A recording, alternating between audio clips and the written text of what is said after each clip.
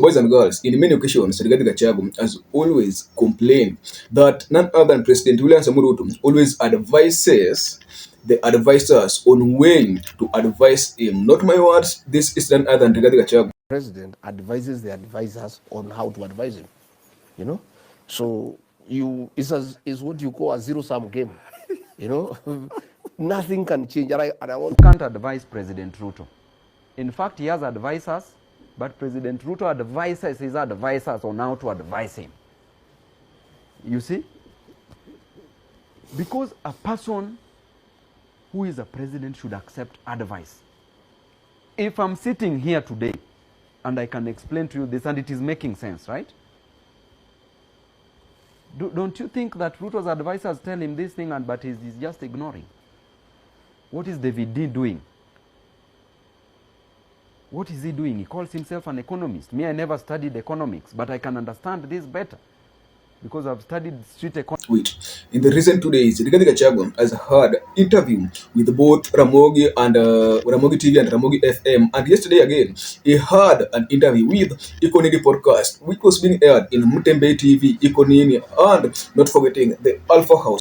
Because another thing that's been said is, if you had to look at what's his name, Ruto used to have, okay, and I've heard some of your political partners right now talk about his anger issues, where he was angry at some point, threatened to slap Uhuru.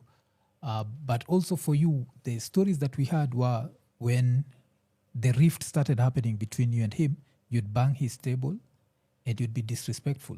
Understand? So there was the story of you'd be disrespectful. I think the figure was you wanted 4,000 shillings for every voter from the mountain, and you demanded that. And that's how, and then you have, like, when I spoke with Itumbi, and Itumbi was saying that you are petty. Like, you even used to fight with them as junior staff. I don't want to discuss Itumbi. That's a very junior blogger. Yes, but I'm just saying. I cannot.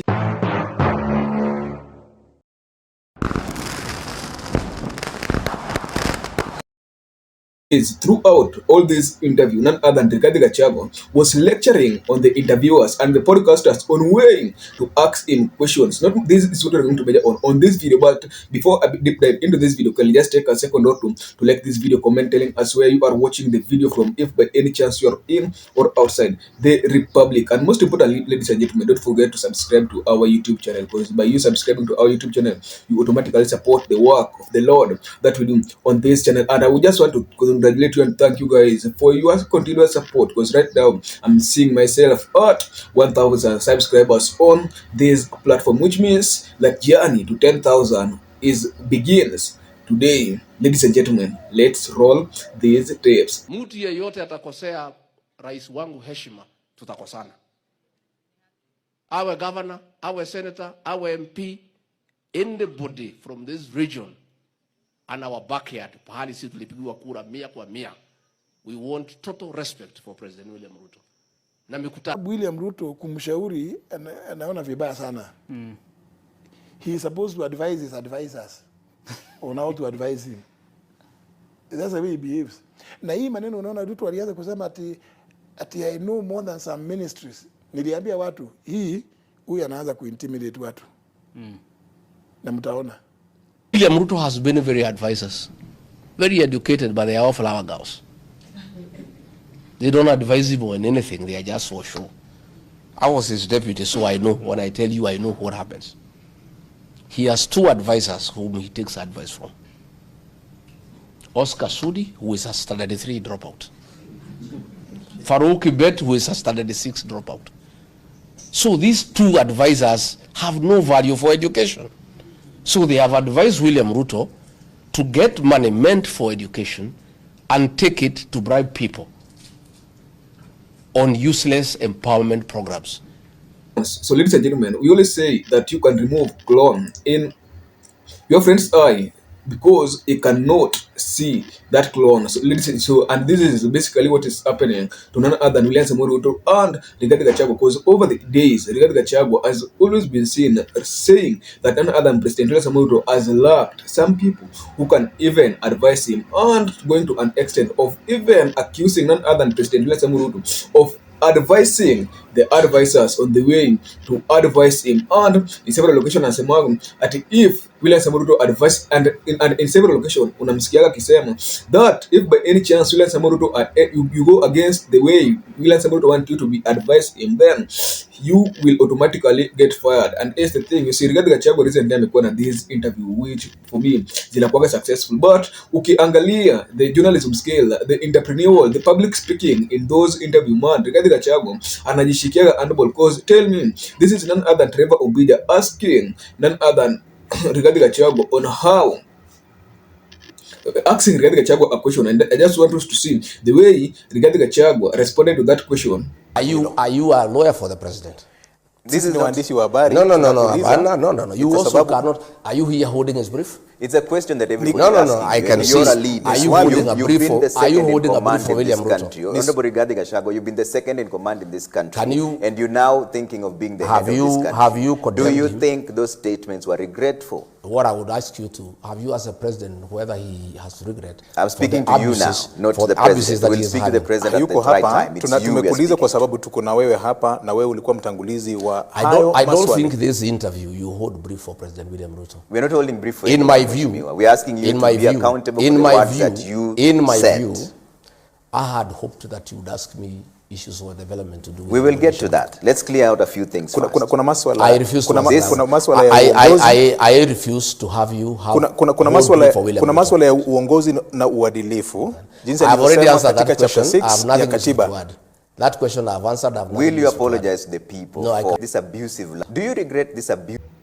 You see, tunasemaga that as much as you are a leader, Rigathi Gachagua, you see, as much as you have such huge public visibility, because the truth is, any channel that call on none other than Rigathi Gachagua for an interview, that guy, hiyo channel yake inapata a lot of views. It began with none other than Oga Obina when he hosted Rigathi Gachagua, having close to 45,000, almost to 50,000 live streams. So yesterday also iko nini man, this thing was at 10, and I think tulienda mpaka 7,000 as people were supporters of iko nini and the viewers of that platform. And I think that kama kuna kitu yenye Rigathi Gachagua should work on is, I think he should just learn on how to respond to these questions, and also to reframe his answer, because you can't tell me that kama kuna maswali zingine zenye kuulizwa unajibu unasema you can't answer those questions. Because I can remember Rigathi Gachagua, William Samoei Ruto, I can remember Mwaf yesterday asked Rigathi Gachagua a particular question pertaining certain corruption scandals that the Mount Kenya politicians have always gone through, and trust me, instead of Rigathi Gachagua responding to this man automatically, Rigathi Gachagua, he told none other than Moaf to ask him questions related to him, ladies and gentlemen. So I always feel that if by any chance this man atataka kusonga mbele, he should also not ask people, should not also tell people that this and this and this, that's not the way things should be gone. We are gone past those eras. Rigathi Gachagua, His Excellency, as you say that you want to be the president of this state. I think that if by any chance you just need to learn about that one, because you can't just tell us kila siku that William Samoei Ruto can't listen to your advice, sijui wewe ndio sijui ni nini. All those politics are politics that saizi ndio kwa tumetoka, na we should focus on new things. I don't discuss it, that's a very junior blogger. Yes, but I'm just saying. I cannot discuss it. Yes. I think it's disrespectful to even ask me to discuss it. But no, he's the one. My He's friend, the one who was saying. I'm a presidential candidate. Yes. I can only talk about William Ruto, my competitor. Okay. I think it is not appropriate to ask me to talk about State House Okay, bloggers. let's talk about it. No. Let's talk about Ruto. In an interview, Rigathi Gachagua, you should just be in an interview. Rigathi Gachagua, you should just answer all the questions. Don't say that I won't answer that one. Just ask me this one. See, Dion Kama, you are the mediator. That make that interview sound as if it is a monologue, and you see monologue podcast or interviews always in a boom vibaya sana, and that is just a message to Rigathi Gachagua. If by any chance you find this information interesting, you can kindly tag him or tell him, as much as you always want none other than William Samoei Ruto to check on the way people advise him, he should also check on the way he responds to these people. Anyway, guys, let me know your own thoughts on comment section. At last, I was your host, Silas. Till next video. Bye bye.